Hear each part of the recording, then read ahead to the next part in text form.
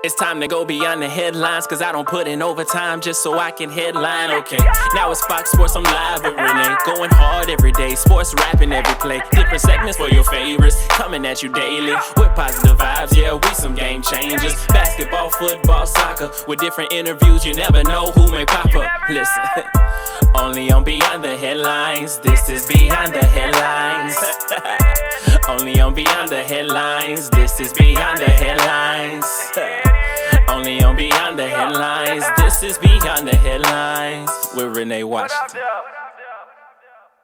Welcome back to Beyond the Headlines with Renee Washington. Joining us to get into all things Cleveland Browns and NFL, we've got Brad Ward, a writer for USA Today's The Browns Wire, and also a host of the podcast All Eyes on Cleveland. So, Brad, welcome to the show. Thank you so much. It's a blessing. Honor to be here. Thank you, Renee. Oh, thank you for joining us. And I'm glad you're here because the Browns, let's just say prior to the start of the season, all talk around Cleveland was that they were going to be a team to win the Super Bowl. They were going to be the best team in the league, unbeatable, this, that, and third. As the season progressed and as we get into the offseason, it is the biggest disappointment, I think, in the way that their season went.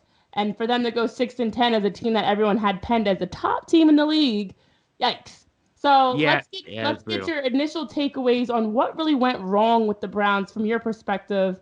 I mean, as they brought in players like OBJ, it seemed like this was going to be a team that was a force to be reckoned with. But we were all mistakenly wrong, and you got to see it up close and personal.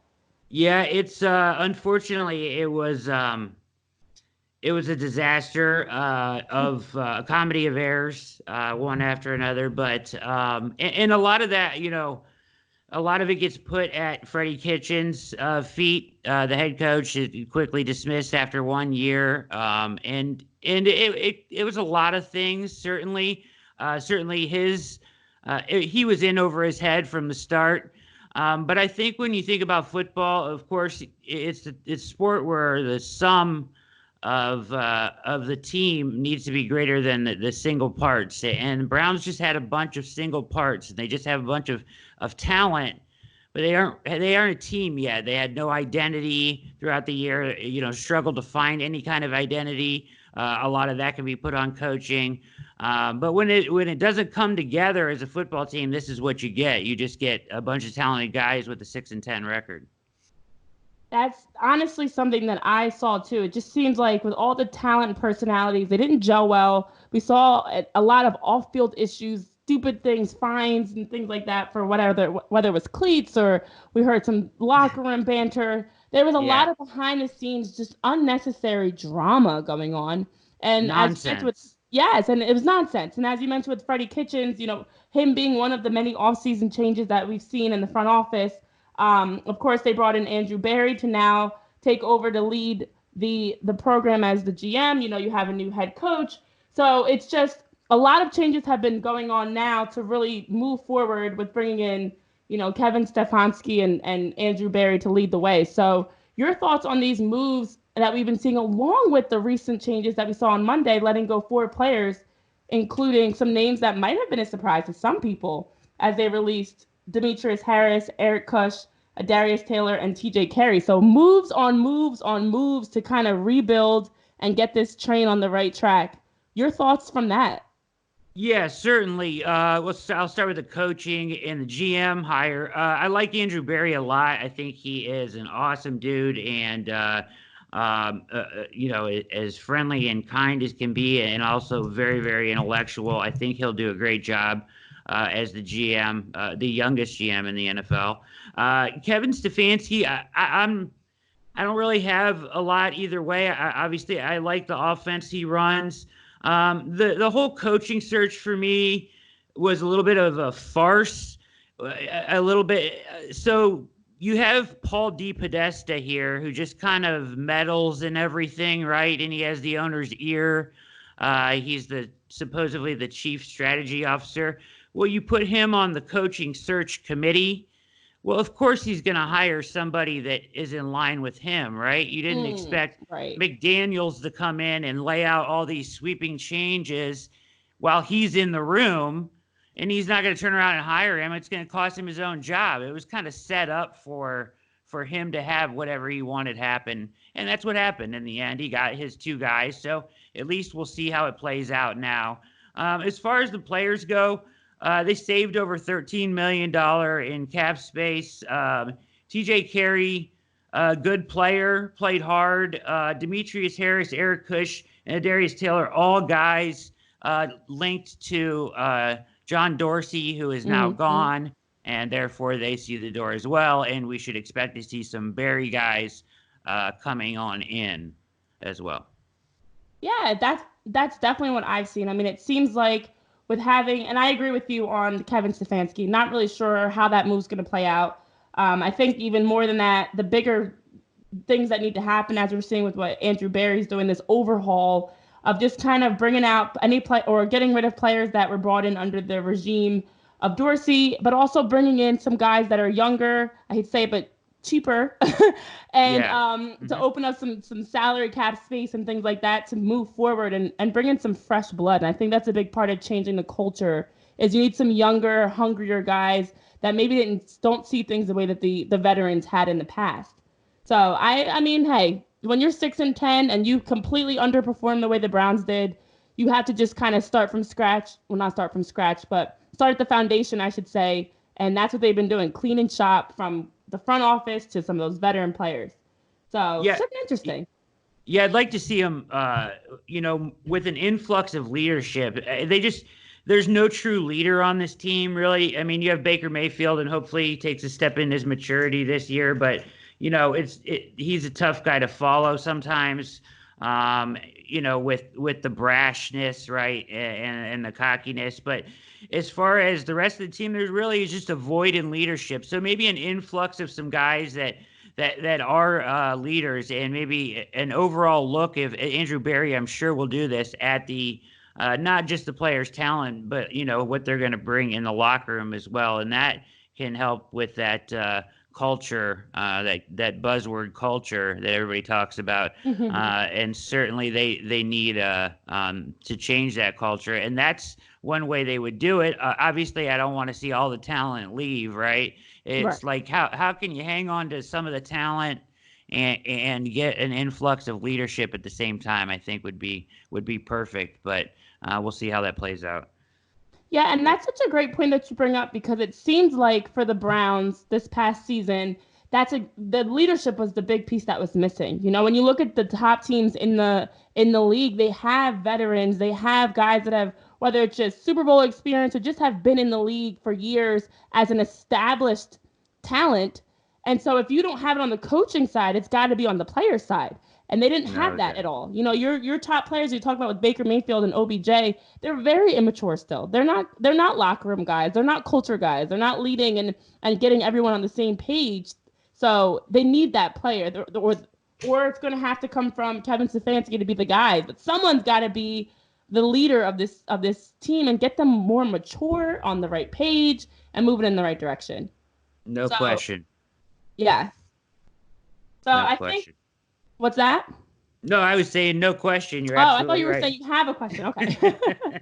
But no, I think that gets right into perfectly everything that went down with Myles Garrett. I mean, once he was suspended for what we saw, there has been a lot of question as to how long Myles Garrett's suspension would be, and we just saw that he's been reinstated. He will be back next season. Are you surprised at all by this? I'm not. I figured that it would probably be the 6 games. I don't know. I've never seen that from the NFL before, where they just kind of left it like an open-ended, hey, we'll let you know later when you can play. I mean, what is that? That's nonsense. You got to give somebody an end of suspension date, right? So I'm glad that he met with Roger Goodell, and I'm glad that he was reinstated. And now you got everybody kind of mouthing off. I don't know if you heard, Pittsburgh, there, yes. Mike Tomlin coming to, his defense and all that stuff. And there's some question from Myles Garrett about the audio, where's the audio at? How is there missing audio here? Which is a good question. So that whole thing is a mess right now. But for him, I mean, he went in there told Roger Goodell the same thing that he said in his hearing, and 2 days later was reinstated. So I don't know what that tells you or what that's worth, but the whole thing, it was really how it broke down was weird. I guess, I have looked into this a little bit. He coming off the field talked about the incident and what was said to him,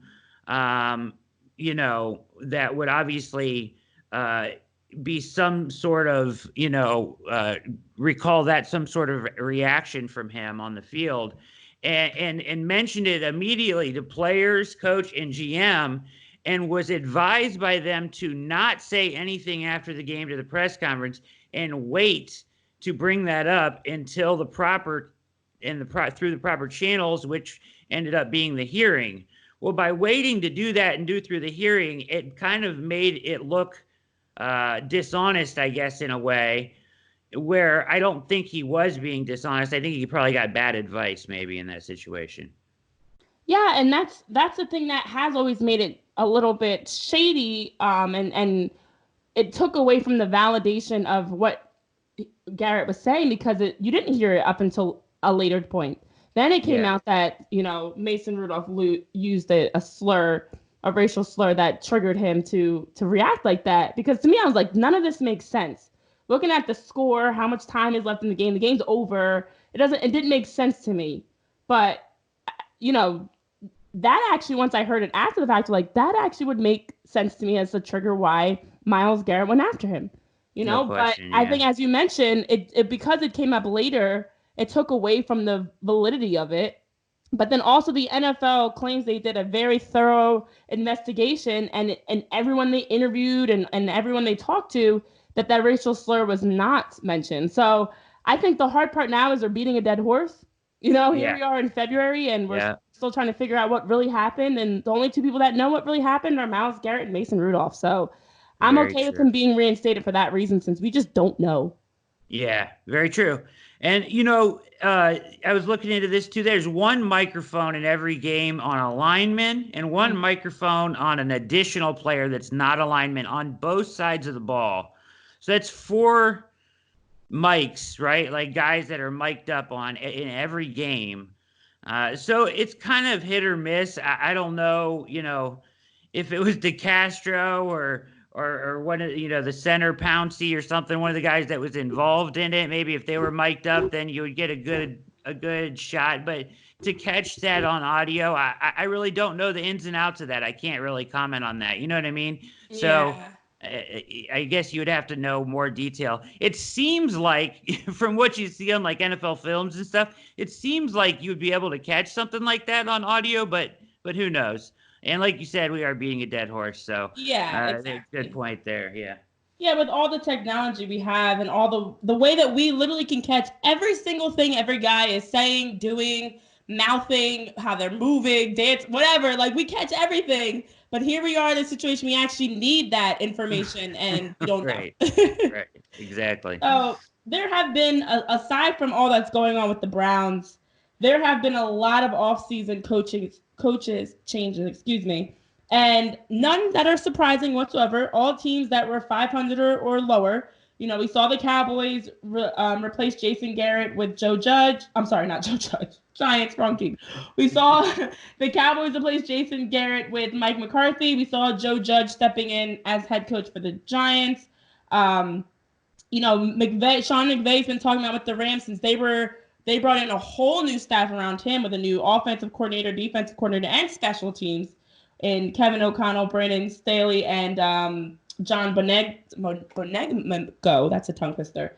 Yeah, so it's just been a lot of changes, more beyond what the ones that I mentioned. But are there any two that really stand out as they hit it right on the head? That's a perfect coach to bring in. This is the guy that's going to help turn this team around. Yeah, I mean, I really think that you mentioned. We'll start with the Cowboys. You mentioned the Cowboys. The Cowboys are loaded with talent. Jason Garrett has. I don't want to say he did a bad job, but there were times that a lot of his moves could be questioned.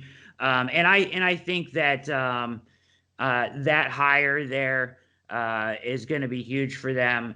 Bringing in McCarthy with the experience, he spent the year off locked in a video cave somewhere watching tape and getting reacquainted with the newer offenses and caught up on those things that maybe he fell behind on for a minute. And it looks like that'll be a really good hire for them. I expect big things from the Cowboys for sure. Yeah, I agree. And I think that's the move. As you mentioned with the Cowboys, the biggest thing that was always a question mark was how are they not better? I'm an Eagles fan, so I'm happy that they were 500. I'll take it. But as a sports fan, it just doesn't make sense with Dak Prescott and when you look at Ezekiel Elliott and all the players that they have on their team, how are they not a team that's, if not at least winning the NFC East? And again, I'm happy they didn't because my Eagles, but at least getting a wild card. Like they should be a playoff contender, and there's no reason why they should have had the ugly games that they had. Now, for those of us that are Cowboys haters, I was all for it, but as a sports fan, it's painful to watch. So yes, I agree. No question. The other guy I was going to mention real quick is obviously Matt Rule, got hired in Carolina, and he is an awesome guy. At least everything from watching from afar, but following his career, I've been a big fan of his. And he gets the shot there. I like the chance he gets in Carolina. A history of winning some, and he is the ultimate culture builder. Turning around at Baylor and everything. So I mean, he honestly it encompasses everything you would want. And like that CEO command of everything type of head coach, I expect him to be fantastic in the NFL. Yeah, that's a good mention for sure. Are there any coaches that, looking at all the changes we've seen, that don't really seem like it'll be a good fit? Maybe it's a Freddie Kitchens move, like we saw with the Browns last season, where it's like, okay, this is a temporary move that might not make sense long term. Yeah, there's not many that I can think of that I really dislike. Joe Judge was surprising a little bit. Certainly that was not a name that was bandied about like most of the names in the coaching carousel when we were talking all those names and who was going where and what. Right. So that was surprising. We'll see how it works out. But anytime you take somebody out of the Belichick coaching tree, even though some have not had success, that anybody that's been close to him and learning from him for a long period of time, I have faith in, that they know what they're doing over there. So I don't necessarily think it's a bad hire. It was a surprising hire for me, Renee. That's a good way to put it. And I like coaching carousel. That's a good way to put all this, because it's like we're just seeing a lot of these coaches be moved around from one team to another. And I agree with you. Joe Judge caught a lot of people by surprise, but I also agree with you in that it's hard to overlook any coach that comes out of the Bill Belichick regime, because they've been a part of Super Bowls, they've been a part of success, and they've been coaching with one of the best in the NFL. So you can't take that for granted, but it's always interesting to see how they adjust to a new team like the Giants, who are, again, under 500, underperforming, bottom of the conference, and struggling. So we'll see what happens. Yeah. But Brad, where can our listeners follow you on social media to keep up with your podcast, All Eyes on Cleveland, and the work that you do on the Browns Wire for USA Today? Yeah, absolutely. I write for USA Today Sports Media Group's thebrownswire.com. Everything Browns there. Jeff Risden heads that up for us. He's fantastic. And then I do host and produce a podcast of my own at alleyesOnCleveland.com. And you can get that at the website at the Browns Wire and where all popular podcasts are found, Apple Podcasts, TuneIn app, all that good, radio.com, wherever you get your podcast, it's there. Perfect. Well, thank you so much for joining the show this week to get into all that's going on with the Browns. Hopefully you'll have a better season to report on next year, and it'll be a lot more. You said it. Yes. Absolutely. Yes. But thank you so much for joining Beyond the Headlines with Renee Washington. It's been a pleasure having you here, Brad. Thank you so much, Renee. Hopefully we'll talk again, or you'll have me back. I appreciate it.